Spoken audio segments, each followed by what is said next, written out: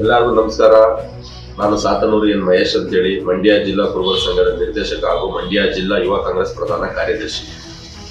ನಿನ್ನೆ ದಿವಸ ಏನು ನಮ್ಮ ಮಂಡ್ಯ ತಾಲೂಕು ಕೆರಗೋಡು ಗ್ರಾಮದಲ್ಲಿ ಏನು ನಡೀತೋ ಒಂದು ಗಲಭೆ, ಆ ನೇತೃತ್ವವನ್ನು ವಹಿಸಿಕೊಂಡಿದ್ದಂತಹ JDS ಹಾಗೂ BJP ಮುಖಂಡರಾದ ಪ್ರಭಾವಿ ಮುಖಂಡರಾದ ನೇತೃತ್ವದಲ್ಲಿ ಏನು ಈ ಹೋರಾಟ ನಡೀತಾ ಇತ್ತೋ, ಈ ಹೋರಾಟ ಮಂಡ್ಯಕ್ಕೆ ತಲುಪ್ತು. ಮಂಡ್ಯಕ್ಕೆ ಬರೋಷ್ಟೊಳಗೆ ಏನೇನೆಲ್ಲ ಗಲಭೆ ಮಾಡೋದು, ಏನೇನೆಲ್ಲ ಸೃಷ್ಟಿ ಮಾಡಿದ್ರು, ಪಾಪ ಹರಿದ ಮಕ್ಕಳುಗಳಿಗೆಲ್ಲ ಕರ್ಕೊಂಡು ಏನೋ ಪ್ರಚೋದನೆ ಮಾಡೋದು, ಏನೇನು ಕೆಲಸಗಳು ಮಾಡಿದ್ರು ಅಂತದೆಲ್ಲಾನು ಜನ ನೋಡಿದ್ದಾರೆ. ನೆನೆ ಎಲ್ಲ ಇಂಥ ಕೋಮು ಬಗ್ಗೆ ಸೃಷ್ಟಿ ಮಾಡುವಂಥದ್ದು ಇದನ್ನು ಮಂಗಳೂರು ಅಂತ ಮಾಡ್ಕೊಂಡ್ಬಿಟ್ಟಿದ್ದಾರೋ. ಇಂಥದ್ದೆಲ್ಲ ಮಂಗಳೂರು ನಡೀತದೆ ಸ್ವಾಮಿ. ಮಂಡ್ಯದಲ್ಲಿ ಆಟ ಎಲ್ಲ ನಡೆಯಲ್ಲ. ಮಂಡ್ಯದವರು ಸಕ್ಕರೆ ನಾಡಿನ ಜನ ಅಂತಂದ್ರೆ ಸಿಹಿ ಹಂಚೋರು, ಕೋಮು ಗಲಭೆ ಮಾಡೋರಲ್ಲ. ಅಂತ ಒಂದು ಜಿಲ್ಲೆಗೆ ಬಂದು ನೀವು ಕೋಮುಗಲಭೆ ಸೃಷ್ಟಿ ಮಾಡಕ್ ಮಾಡಿದ್ದೀರಾ. ಮಂಡ್ಯಕ್ಕೆ ಬಂದು ನಿನ್ನೆ ಕುರುಬರ ಹಾಸ್ಟೆಲ್ ಮೇಲೆ ನೀವು ಕಲ್ಲು ಹೊಡಿಸ್ತೀರಿ. ಹಾಸ್ಟೆಲ್ ಮೇಲೆ ಕಲ್ಲು ಹೊಡಿಸುವಂಥದ್ದು ಒಂದು ನಿಮಗೆ ಒಂದು ದೊಡ್ಡ ಸಾಧನೆನಾ? ಏನ್ರಿ ಹೇಳಿ CT ರವಿ ಅವರೇ ಹಾಗೂ ಮಾನ್ಯ ಕುಮಾರಸ್ವಾಮಿ ಅವರೇ, ಹಾಸ್ಟೆಲ್ ಮೇಲೆ ಕಲ್ಲು ಹೊಡಿಸ್ಲಿಕ್ಕೆ ಪ್ರಚೋದನೆ ಮಾಡ್ತೀರಿ. ಏನ್ ಮಾಡ್ಬೇಕು ಅಂತ ಮಾಡಿದ್ದೀರಾ ಮಂಡ್ಯನ? ನೀವು ರಾಜಕೀಯ ರೀತಿ ಮಾಡಿ ಸ್ವಾಮಿ, ನಮ್ದೇನು ತಕರಾರಿಲ್ಲ ಆಯ್ತಲ್ಲ. ನೀವು BJP ಜೊತೆ ಸೇರ್ತಿರೋ, BJP ನಿಮ್ ಜೊತೆ ಸೇರ್ತಿರೋ, ನೀವು ರಾಜಕಾರಣ ಮಾಡಿ. ಒಂದು ಸಂಘ ಸಂಸ್ಥೆ ಮೇಲೆ ಏನಕ್ಕೆ ಕಲ್ಲು ಹೊಡಿತೀರಾ, ನೀವು ಹೊಡಿಸ್ತೀರಾ ನೀವು? ಸಿದ್ದರಾಮಯ್ಯನವ್ರ ಭಾವಚಿತ್ರ ಇರುವಂತದ್ದು, ಸಂಗೊಳ್ಳಿಯಣ್ಣವ್ರ ಭಾವಚಿತ್ರ ಇರುವಂತದ್ದು, ಕನಕದಾಸರಂತ ಭಾವಚಿತ್ರ ಇರುವಂತದ್ದು ಫೋಟೋಗೆ ನೀವು ಕಲ್ಲು ಹೊಡಿಸ್ತೀರಾ ಅಂತ ಏನರ್ಥ? ಈ ಸಂಗೊಳ್ಳಿ ರಾಯಣ್ಣವರು ಈ ದೇಶಕ್ಕೋಸ್ಕರ ಹೋರಾಟ ಮಾಡಿಲ್ವನ್ರಿ? ದಾಸ ಶ್ರೇಷ್ಠ ಅಂತ ಹೇಳಿ ಬಿರುದು ತಕೊಂಡು ಕನಕದಾಸರ ಮೇಲೆ ನೀವು ಕಲ್ಲು ಹೊಡಿಸ್ಬೋದಾ ನೀವು?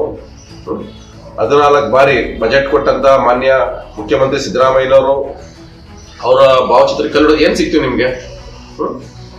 ಇಡೀ ದೇಶಕ್ಕೆ ಗೊತ್ತು ರೀ, ಇಡೀ ದೇಶಕ್ಕೆ ಗೊತ್ತು ಸಿದ್ದರಾಮಯ್ಯನವರು ಈ ನಾಡಿನಲ್ಲಿ ಒಂದು ಕಪ್ಪು ಚಿಕ್ಕ ಇಲ್ಲದ ನಾಯಕ, ಒಂದು ಸಮಾಜದ ನಾಯಕ ಅಲ್ಲ, ಇಡೀ ಎಲ್ಲಾ ಬಡ ಜನಗಳ ಹಾಗೂ ಶೋಷಿತರ ಪರವಾಗಿರುವಂತ ನಾಯಕ ಅದು ಸಿದ್ದರಾಮಯ್ಯನವರು. ಅದು ಎಲ್ಲರಿಗೂ ಗೊತ್ತಿರೋ ವಿಚಾರನೆ. ಅವ್ರ ಬ್ಯಾನರ್ಗೆ ನೀವು ಕನ್ನಡಿಸೋದ್ರಿಂದ ಏನ್ ಸಿಗುತ್ತೆ ನಿಮ್ಗೆ? ಹಾಸ್ಟೆಲ್ ಅಲ್ಲಿ 150 ಮಕ್ಕಳಿದ್ದಾರೆ. 150 ಮಕ್ಕಳುಗಳಿಗೆ ನಾವೇನು ಕುರುಬ ಸಮುದಾಯದವ್ರು ಮಾತ್ರ ನಾವೇನಲ್ಲಿ ಹಾಸ್ಟೆಲ್ ಅಲ್ಲಿ ಸೀಟ್ ಕೊಟ್ಟಿಲ್ಲ, ಎಲ್ಲಾ ಜನಾಂಗದವ್ರಿಗೂ ಸೀಟ್ ಕೊಟ್ಟಿದ್ದೀವಿ.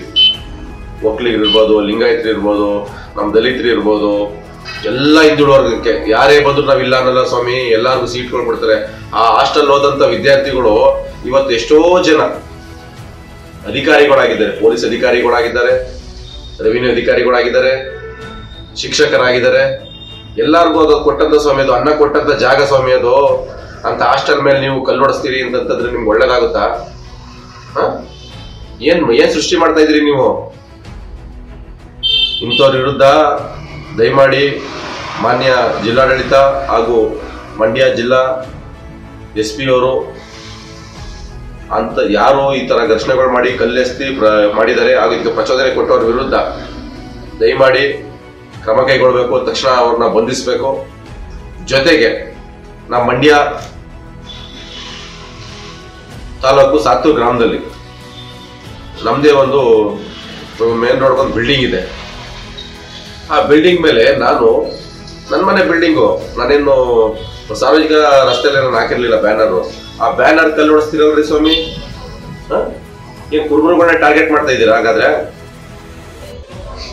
ಏನ್ ಸಿಗುತ್ತೆ ಕಲ್ಲು ಹೊಡಿಸ್ತಾರೆ?